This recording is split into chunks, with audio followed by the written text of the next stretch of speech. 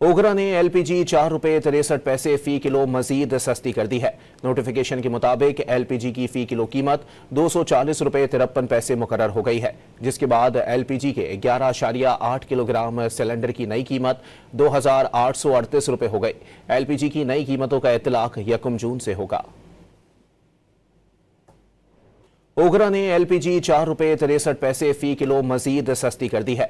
Notification के मुताबिक LPG की फी किलो कीमत 240 रुपये 53 पैसे मुकर्रर हो गई है, जिसके बाद एलपीजी के 11.8 किलोग्राम सिलेंडर की नई कीमत 2838 रुपये हो गई। एलपीजी की नई कीमतों का इतलाक 1 जून से होगा। ओगरा ने एलपीजी 4 रुपये 63 पैसे फी किलो मजीद सस्ती कर दी है। नोटिफिकेशन के मुताबिक एलपीजी की फी किलो कीमत 240 रुपये 53 पैसे मुकर्रर हो गई है, जिसके बाद एलपीजी के 11.8 किलोग्राम सिलेंडर की नई कीमत 2838 रुपये हो गई। एलपीजी की नई कीमतों का इतलाक 1 जून से होगा।